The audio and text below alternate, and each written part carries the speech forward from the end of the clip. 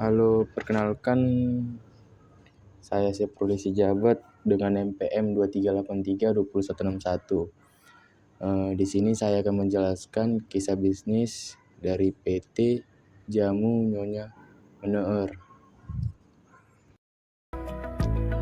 Latar belakang dari perusahaan ini berasal dari nama pendirinya, yaitu Nyonya Minier, atau terakhir bernama Lau Ping Nio pada tahun 1893. Nama itu kemudian menjadi nama dagang jamu cap potret Nyonya Minier yang resmi berdiri pada tahun 1919. Dalam perkembangannya, pabrik jamu ini kemudian menjadi salah satu yang terbesar di Indonesia. Perusahaan ini mengalami kemajuan pesat pada tahun 1990-an dengan merambah pasar internasional, di mana produk jamu mereka dipasarkan ke 3 benua, yaitu Asia, Eropa, dan Amerika, dan ke-12 negara termasuk Malaysia, Jepang, Korea Selatan, Singapura, Taiwan, dan Cina. Namun pada saat pangsa pasar berkembang, perusahaan Nyonya Minier juga mengalami operasional, terutama pada tahun 1984 sampai 2000-an. Media pernah mencatat beberapa kali terjadi masalah pekerja dan pemogokan buruh yang terjadi pada tahun 2000 sampai 2001. Antara lain penutupan pembayaran THR, pemogokan kerja, masalah HAM, dan demonstrasi. Selain itu, terdapat juga sengketa perebutan kekuasaan antar generasi ketiga hingga ke meja hijau. Operasional perusahaan yang saat itu dipegang oleh kelima cucu Nyonya Minier akhirnya diambil alih oleh Charles Ong Sai Rang, salah satu cucu Nyonya Minier yang membeli warisan cucu lainnya untuk mengakhiri perebutan kekuasaan. Sejak perbaikan manajemen di bawah kepemimpinan Charles Sai Rang, tidak tercatat lagi masalah kepegawaian di perusahaan ini, hingga akhirnya perusahaan ini menghadapi perkara utang terhadap 35 kredit yang berujung perusahaan dinyatakan failit. Kemudian di slide berikutnya ada poin manajemen risiko. Risiko adalah ketidakpastian yang akan terjadi di masa depan. Untuk meminimalisir terjadinya risiko, perusahaan harus memahami mengenal manajemen risiko. Menurut Herman Darmawi 2006, manajemen risiko merupakan suatu usaha untuk mengetahui, menganalisis, serta mengendalikan risiko dalam setiap kegiatan perusahaan dengan tujuan untuk memperoleh efektivitas dan efisiensi yang lebih tinggi. Tujuan adanya manajemen risiko dalam perusahaan adalah untuk memperkecil biaya less cost dan memudahkan estimasi biaya apabila terjadi risiko dalam kegiatan operasional perusahaan. Analisis risiko dapat berasal dari berbagai sumber dan memiliki berbagai jenis. Berikut ini merupakan beberapa jenis risiko dalam manajemen risiko. Yang pertama yaitu risiko produk. Risiko produk adalah suatu kondisi yang timbul karena ketidakpastian dengan seluruh konsekuensi tidak menguntungkan yang mungkin terjadi. Sumarno 2004. Poin kedua yaitu risiko pasar, yaitu kondisi yang dialami oleh suatu perusahaan karena kondisi dan situasi pasar tidak bisa dikendalikan oleh perusahaan menurut Irham F 2018. Kemudian menurut Irham F 2018 juga, risiko operasional merupakan risiko yang banyak disebabkan masalah internal perusahaan karena lemahnya sistem kontrol manajemen. Poin pertama yang akan kita bahas di kali ini yaitu risiko produk PT Jamu Cap Nyonya Minier. Poin pertama yaitu kualitas dan konsistensi produk. Tantangan mempertahankan kualitas bahan baku alami, PT Nyonya Minier bergantung pada bahan-bahan herbal alami yang kualitasnya dapat bervariasi. Kemudian risiko ketidakkonsistenan dalam proses produksi tradisional. Metode produksi tradisional yang digunakan PT Nyonya Minier mungkin sulit distandarisasi. Yang terakhir, potensi kontaminasi produk. Proses produksi yang kurang modern meningkatkan risiko kontaminasi. Poin kedua yaitu inovasi produk mencakup yang pertama kesulitan mengembangkan formulasi baru. PT Nyonya Minier mungkin kesulitan menciptakan produk baru yang sesuai tren kesehatan modern.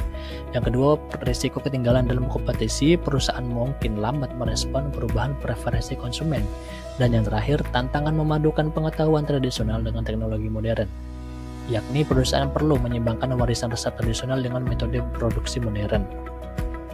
Poin ketiga, kemasan dan branding. Dari analisis hasilnya, risiko kemasan yang tidak menarik, desain kemasan yang ketinggalan zaman dapat membuat produk kurang menarik. Tantangan memperbarui citra merek, perusahaan perlu memodernisasi citranya tanpa kehilangan nilai tradisional. Risiko persepsi produk ketinggalan zaman, jika branding tidak diperbarui, produk bisa dianggap kuno.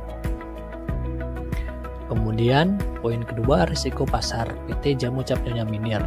Dari hasil analisis dapat diambil yang poin pertama, perubahan preferensi konsumen mencakup pergeseran ke produk kesehatan modern. Konsumen cenderung beralih ke suplemen dan obat-obatan modern.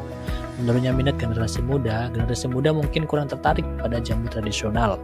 Risiko kehilangan pangsa pasar, perubahan gaya hidup dapat menyebabkan penurunan permintaan jamu.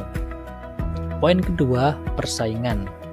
Mencakup meningkatnya jumlah pesaing, munculnya perusahaan jamu dan suplemen baru dengan pendekatan modern, masuknya perusahaan multinasional, perusahaan besar dengan modal dan teknologi lebih maju dapat mengancam potensi pasar. Resiko kehilangan keunggulan kompetitif jika tidak berinovasi. PT Nyonya Minir beresiko kehilangan faktor pembedanya.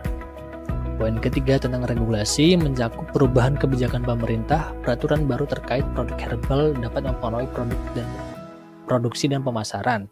Resiko pengetatan standar keamanan dan efektivitas yang lebih ketat dapat meningkatkan biaya, dan tantangan memenuhi persyaratan ekspor. Regulasi yang berbeda di pasar internasional dapat membatasi ekspansi. Kemudian di slide berikutnya terdapat risiko operasional PT Jamu Cap Nyonya Minir. Dari hasil analisis dapat didapatkan poin pertama tentang konflik internal, mencakup dampak sengketa keluarga, perebutan kekuasaan antar anggota keluarga mengganggu pengambilan keputusan. Dalam kasus PT Nyonya Minir, sengketa keluarga dari tahun 1994 hingga 2000 jelas menghambat perkembangan perusahaan. Kemudian risiko ketidakstabilan manajemen, pergantian kepemimpinan yang sering akibat konflik menyebabkan inkonsistensi. Tantangan menjaga keharmonisan, sulit menyeimbangkan kepentingan keluarga dengan kebutuhan bisnis. Hasil analisis poin kedua yaitu sistem produksi dan distribusi, mencakup risiko ketinggalan teknologi, penggunaan metode produksi tradisional dapat menghambat efisiensi, tantangan optimalisasi jaringan distribusi, sistem distribusi yang tidak efisien dapat menyebabkan keterlambatan, dan risiko manajemen inventory, ketidakmampuan mengelola stok dengan baik dapat menyebabkan masalah.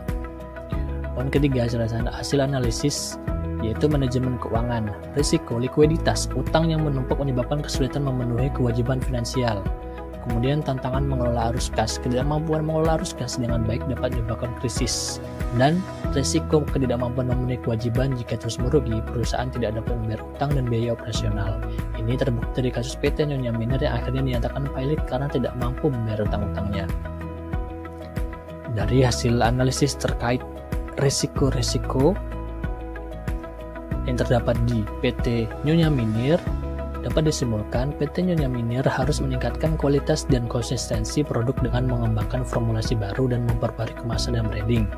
Perusahaan harus memantau perubahan preferensi konsumen dan meningkatkan inovasi produk untuk tetap kompetitif. Manajemen harus meningkatkan efisiensi operasional dengan mengembangkan sistem produksi dan distribusi yang lebih modern dan mengolah keuangan dengan lebih baik. Dengan demikian, manajemen risiko PT Nyonya Minir harus lebih fokus pada meningkatkan kualitas produk, inovasi, dan efisiensi operasional untuk tetap kompetitif dan meningkatkan keberlangsungan bisnis. Sekian dari video saya tentang mengenai bisnis PT Nyonya Minir. Terima kasih.